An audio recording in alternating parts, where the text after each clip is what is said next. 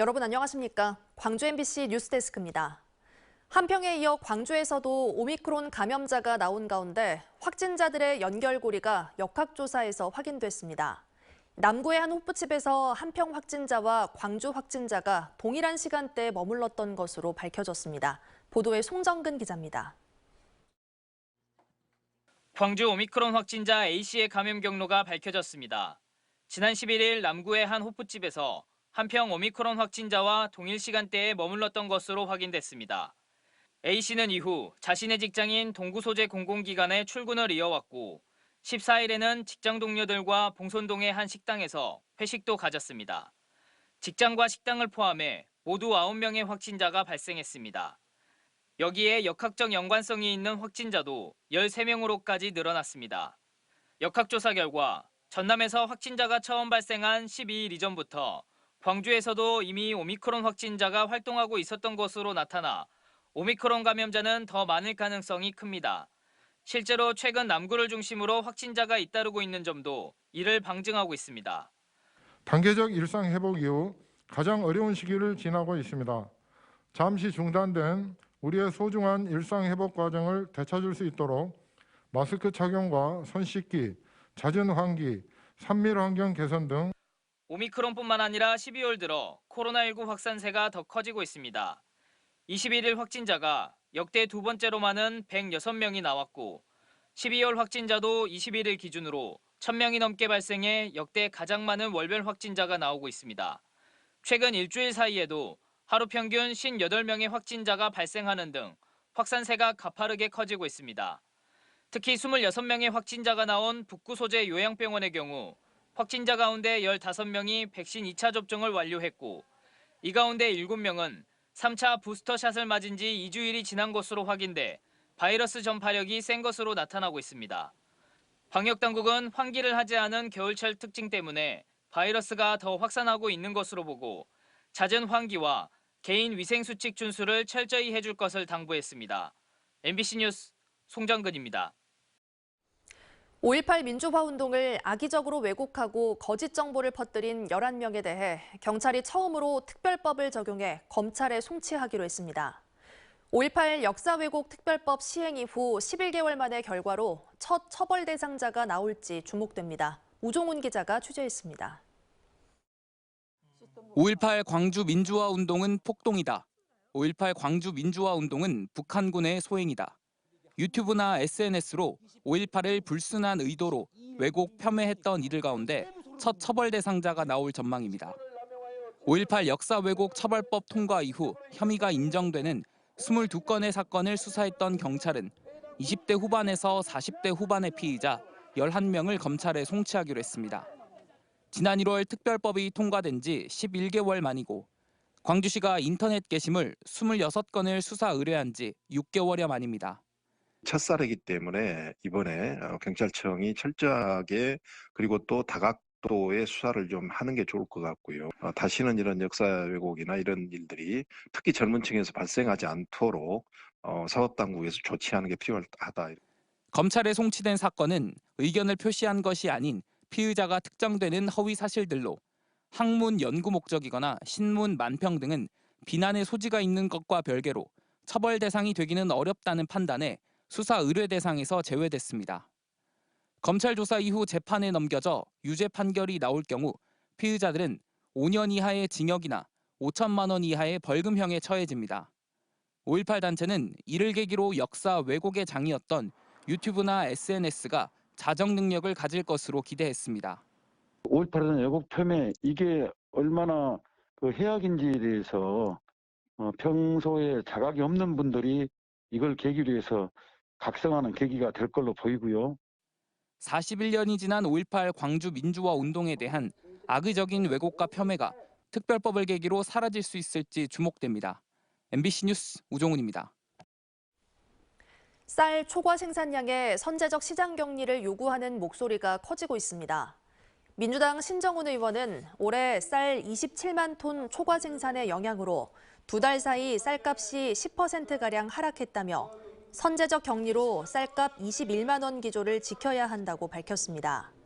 서삼석 의원도 대선 후보까지 쌀 시장 격리를 요구하고 있지만 정부는 요지부동이라고 비판했고 윤재갑 의원은 쌀 시장 격리 의무화를 못 박은 법률 개정안을 발의했습니다. 더불어민주당 광주시당 지방선거기획단이 여성 경쟁선거구와 청년 경쟁선거구 4곳씩을 각각 지정했습니다. 민주당 지방선거기획단의 결정에 따르면 여성 경쟁선거구는 동구 제2선거구, 서구 제2선거구, 북구 제6, 광산구 제1선거구고 청년 경쟁선거구는 서구 제3선거구, 북구 제2, 제5선거구, 광산구 제4선거구입니다. 지방선거기획단은 광역의원 경선에 있어 당원 경선 방식을 원칙으로 하되 국민참여 경선과 시민공천 배심원 경선 등도 다양하게 검토할 것을 권고했습니다. 윤석열 국민의힘 대선 후보가 1박 2일 일정으로 호남 민심 잡기에 나섰습니다. 오늘 전북 완주와 군산 등을 찾은 윤 후보는 내일 오전 광주 AI 데이터 센터 건립 예정지를 둘러본 뒤 오후에는 순천에서 열리는 전남 선대위 출범식에 참석할 예정입니다. 윤 후보는 AI 데이터 센터를 방문해 인공지능 산업 육성 등에 대한 자신의 계획을 설명한 뒤 여수 광양항만공사에서는 해양 물류산업 육성에 대한 구상을 밝힐 것으로 전망됩니다.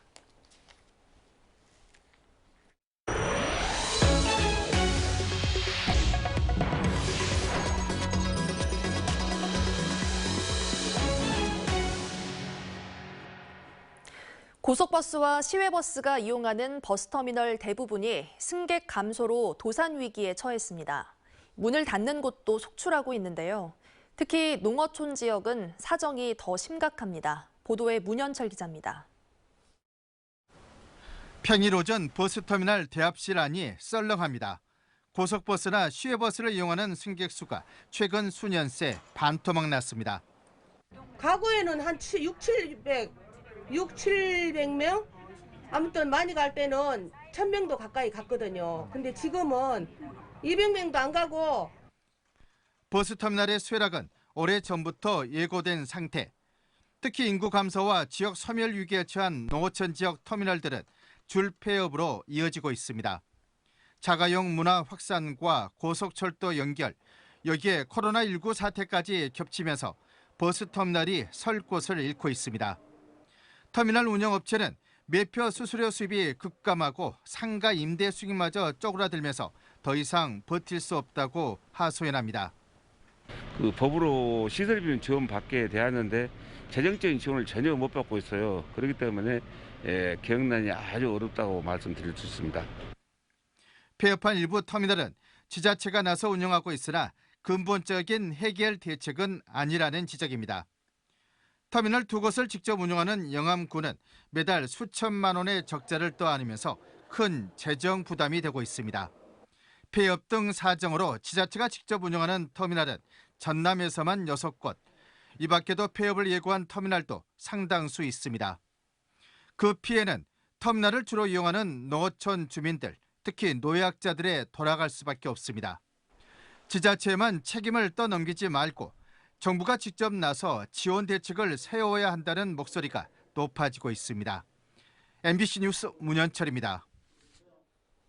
전라남도는 농가의 경제적 부담 경감과 안정적인 영농활동 보장을 위해 내년부터 농작물 재해보험료 농가 부담 비율을 20%에서 10%로 인하합니다.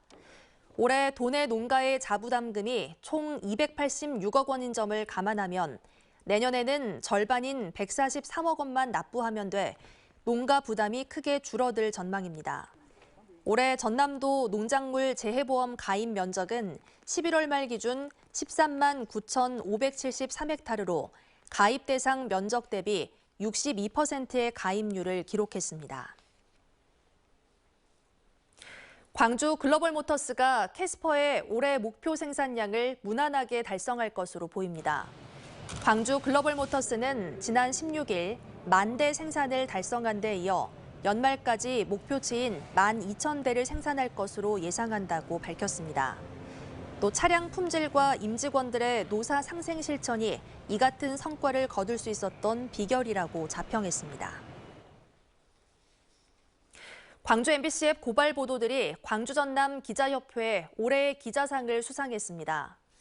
광주 기자협회는 평동 준공업 지역 개발의 허구성을 폭로한 K-팝은 껍데기 4조 원대 수상한 대규모 개발을 방송 취재 보도 부문 최우수상에 선정했고, 광주 지역 아파트 개발의 허상을 고발한 아파트 중심 도시가 돼버린 광주, 대안은 없는가를 방송 기획 보도 부문 우수상에 선정해 시상했습니다. 한편 신임 광주 전남 기자협회장에는 뉴시스 맹대환 기자가 선출됐습니다. 시청자 미디어재단 광주 시청자 미디어센터는 2021 중딩 영화제 시상식을 열고 우수한 창작 영상을 출품한 청소년들에 대해 시상했습니다.